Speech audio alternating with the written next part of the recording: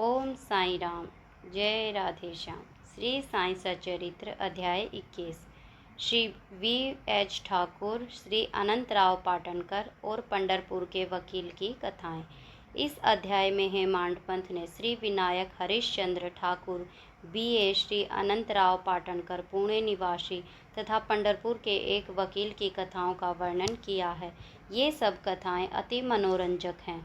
यदि इनका सारांश मनन पूर्वक ग्रहण कर उन्हें आचरण में लाया जाए तो आध्यात्मिक पथ पर पाठकगण अवश्य अग्रसर होंगे। प्रारंभ। यह एक साधारण सा नियम है कि गत जन्मों के शुभ कर्मों के फल स्वरूप ही हमें संतों का सानिध्य और उनकी कृपा प्राप्त होती है।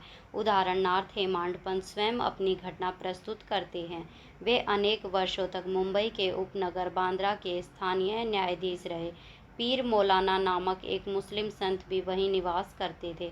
उनके दर्शनार्थ अनेक हिंदू, फारसी और अन्य धर्मावलंबी वहां जाया करते थे। उनके मुजावर पुजारी ने हेमांड पंथ से भी उनका दर्शन करने के लिए बहुत आग्रह किया, परंतु किसी न किसी कारणवश उनकी भेंट उनसे न हो सकी। अनेक वर्षों के उपरांत जब उनका शुभ काल आया तब वे शिरडी पहुंचे और बाबा के दरबार में जाकर स्थायी रूप से सम्मिलित हो गए। भाग्यहीनों को संत समागम की प्राप्ति कैसे हो सकती है? केवल वे ही सौभाग्यशाली हैं जिन्हें ऐसा अवसर प्राप्त हो। संतों द्वारा लोक शिक्षा का कार्य चिरकाल से ही इस विश्व में संपादित होता आया है। अनेक संत भिन्न भिन्न स्थानों पर किसी निश्चित उद्देश्य की पूर्ति के लिए स्वयं प्रकट होते हैं। यद्यपि उनका कार्यस्थल भिन्न होता है, परंतु वे सब पूर्णतः एक हैं। वे सब उस सर्वशक्तिमान परमेश्वर की संचालन शक्ति के अंतर्गत एक ही लहर में कार्य करते हैं। उन्हें प्रत्येक के कार्य का परस्पर ज्ञान रहता है और आवश्यकता अनुसार वे परस्पर पूर्ति भी करते हैं, जो निम्नलिखित घटना द्वारा स्पष्ट है। Shri V.H. Thakur B.A. Railway विभाग में एक कर्मचारी थे। वे एक समय भूमि मापक दल के साथ कार्य करते हुए बेलगांव के समीप बड़गांव नामक ग्राम में पहुंचे। वहां उन्होंने एक कानड़ी संत पुरुष के दर्शन कर उनकी चरण वंदना की। वे अपने भक्तों को निश्चल दास कृत विचार सागर नामक ग्रंथ, जो वेदांत के विषय में है, का भावार्थ समझा रहे थे। जब श्री ठाकुर उनसे विदाई लेने लगे तो उन्होंने कहा कि तुम्हें इस ग्रंथ का अध्ययन अवश्य करना चाहिए। ऐसा करने से तुम्हारी इच्छाएं पूर्ण हो जाएंगी। जब कालांतर में तुम उत्तर दिशा में जाओगे तो सौभाग्यवश तुम्हारी एक महान संत से भेंट होगी, जो मार्ग प्रदर्शन कर तुम्हारे हृदय को शांति और सुख प्रदान करेंगे। बाद में उनका स्थानांतरण जुन्नर को हो गया, जहाँ की नाणे घाट पार करके जाना पड़ता था। यह घाट अधिक गहरा और पार करने में कठिन था, इसलिए उन्हें भैंसे की सवारी कर घाट पार करना पड़ा, जो उन्हें अधिक असुविधाजनक और कष्टकर प्रतीत हुआ। इसके पश्चात उनका स्थानांतरण कल्याण में एक उच्च पद पर हो गया और वहां उनका नाना साहिब चांदोरकर से परिचय हुआ।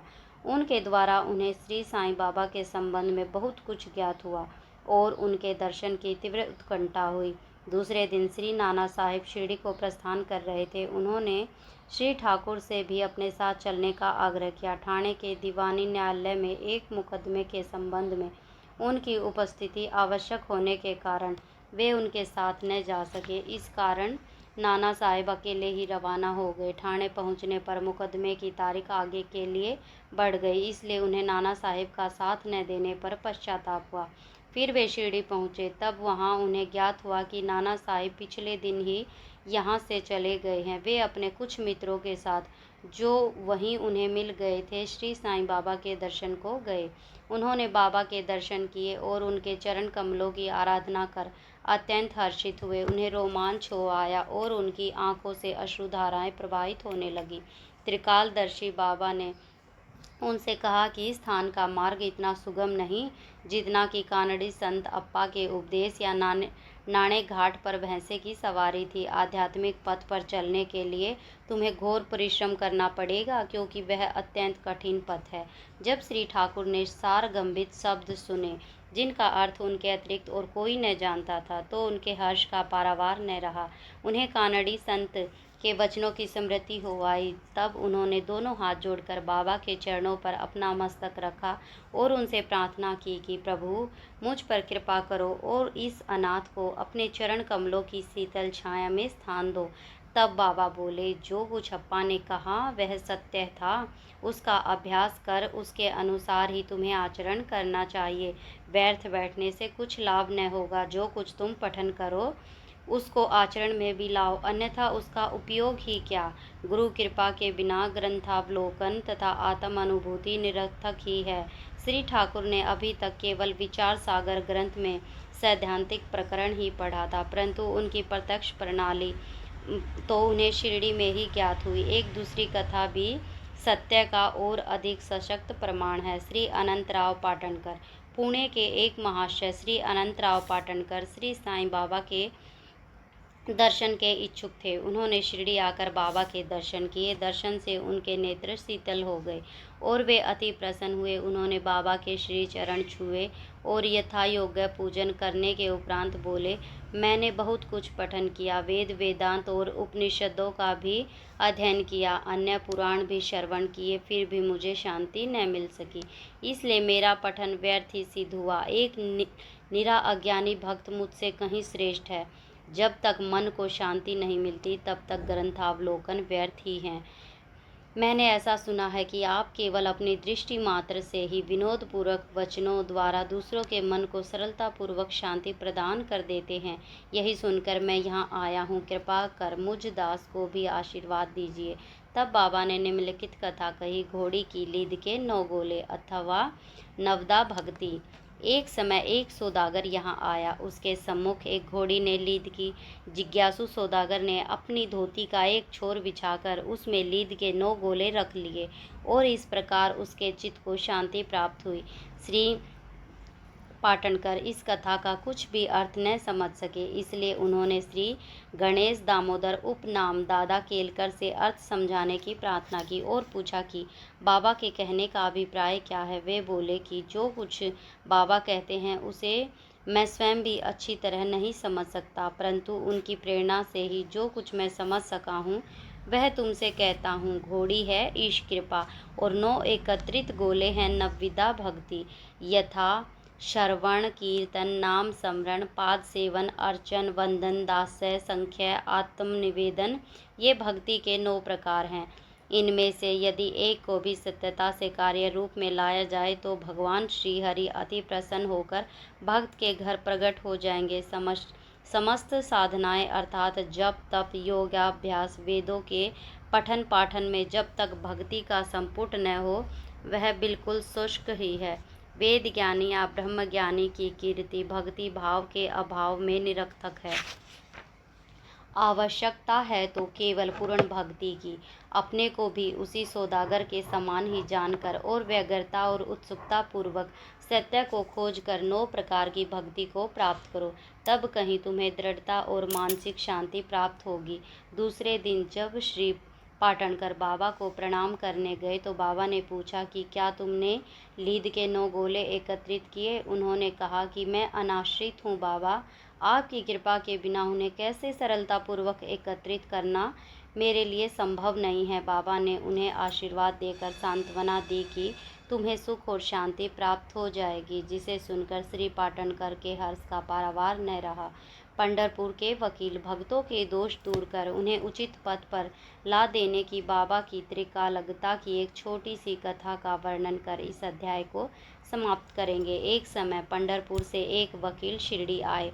उन्होंने बाबा के दर्शन कर उन्हें प्रणाम किया और कुछ दक्षिणा भेंट देकर एक कोने में बैठकर वार्तालाप सुनने लगे। बाबा उनकी ओर देखकर कहने लगे कि लोग कितने धूर्त हैं जो यहाँ आकर चरणों पर गिरते हैं और दक्षिणा देते हैं, परंतु पीठ पीछे निंदा करते हैं। कितने आश्चर्य की बात है ना। यह पगड़ी वकील के सिर पर ठीक बैठी, उन्हें उसे पहननी पड़ी। कोई भी इन शब्दों का अर्थ न समझ सका, परंतु वकील साहब इसका गूढ़ अर्थ समझ गए। फिर भी वे सिर झुकाए बैठे ही रहे। वाड़े लौटकर वकील साहब ने काका साहेब दीक्षित को बतलाया कि बाबा ने जो कुछ उदाहरण दिया था वह मेरी ओर ही लक्ष्य कर कहा गया था, वह सत्य है। वह केवल चेतावनी ही थी कि मुझे किसी की निंदा नहीं करनी चाहिए। एक समय जब उपनिषद श्री मूलकर स्वास्थ्य लाभ करने के लिए पंढरपुर से शिरडी आकर ठहरे तो बार रूम में उनके संबंध में चर्चा हो रही थी। विवाद का विषय था, जिस व्याधि से उपन्यायाधीश अस्वस्थ हैं, क्या बिना औषधि सेवन किए साईं बाबा की शरण में जाने से ही उनसे छुटकारा पाना संभव है, और क्या श्री नूलकर सदृश एक शिक्षित व्यक्ति को इस मार्ग का अवलंबन करना उचित है। उस समय श्री नूलकर का और साथ ही साथ श्री साईं बाबा का बहुत उपहास किया गया। मैंने भी इस आलोचना में हाथ बटाया था। श्री साईं बाबा ने मेरे उसी दूषित आचरण पर प्रकाश डाला है। यह मेरे लिए उपहास नहीं वरन एक उपकार है, जो केवल उपदेश है कि मुझे किसी की निंदा न करनी चाहिए और न ही दूसरों के कार्यों में विघ्न डालना चाहिए। शिरडी और पंढरपुर में लगभग 300 मील का अंतर है, फिर भी बाबा ने अपनी सर्वज्ञता द्वारा जान लिया कि बार रूम में क्या चल रहा था। मार्ग में आने वाली नदियाँ, जंगल और पहाड़ उनकी सर्वज्ञता के लिए रोड़ा न थे। वे सबके हृदय की गुहा बात जान लेते थे और उनसे कुछ छिपा न था। समीपस्थ या दूरस्थ प्रत्येक वस्तु उनके लिए दिन के प्रकाश के समान जाज्वल्यमान थी और उनकी सर्वव्यापक दृष्टि से ओझल न थी। इस घटना से ही वकील साहब को शिक्षा मिली कि कभी किसी का छंद्रावेषण एवं निंदा नहीं करनी चाहिए। यह कथा केवल वकील साहब के लिए नहीं वरन सब के लिए शिक्षाप्रद है। श्री साईं बाबा की महानता कोई न आंक सका और न ही उनकी अद्भुत लीलाओं का अंत ही पा सका। उनकी जीवनी भी तदनुरूप ही है, क्योंकि वे परब्रह्म स्वरूप हैं। श्री सद्गुरु साईनाथ अर्पणमस्तु। शुभम भवतु। ओम साई राम। जय राधे श्याम।